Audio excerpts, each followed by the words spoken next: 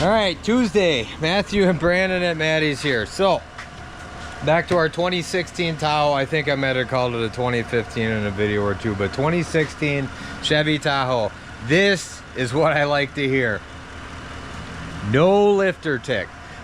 She is completely back together engine-wise, filled up with fluids, coolant, oil, stickered, oil life reset, and the engine is purring like a kitten.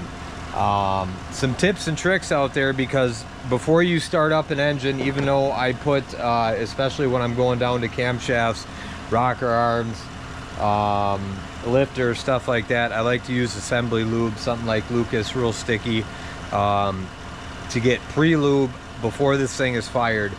But something else you can do, instead of buying some stupid, really expensive piece of equipment that you have to splice into an oil galley or something like that, you can let the oil pump do the work for you. You just have to disable the fuel system somehow.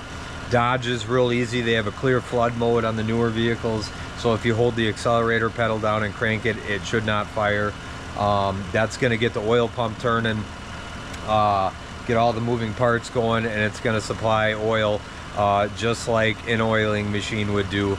And you want to get that pre-lubed as much as possible, and then go ahead and fire it. So that's what I did already this morning after I got the intake back on and everything else dressed up, and this baby is fucking ready to rock and roll engine wise.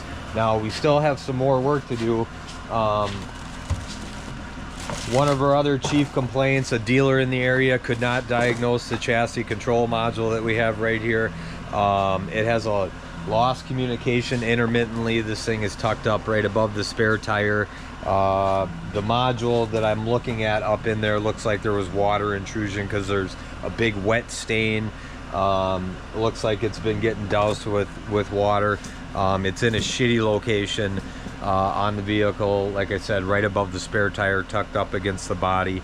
And again, not only do I take care of engines, oil changes, wheel bearings, brakes, we also do modules.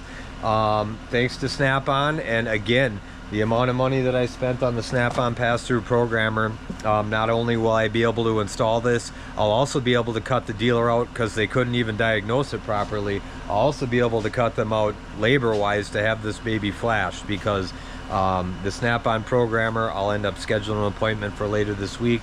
After I get the old module out, we'll get this in, we'll get the communication back, and we'll reassess the suspension system and see what else is going on. But we are nearing completion on this Tahoe, and I think this is part number 4. I hope there was a lot of great information out there to individuals, especially individuals doing stuff on their own. So we'll have some more stuff this week, because I got plenty to work on. Brandon's over there knocking out a wheel bearing. And we're gonna keep rolling today. Got a set of tires and a packed schedule in a short amount of time, so make it a great Tuesday.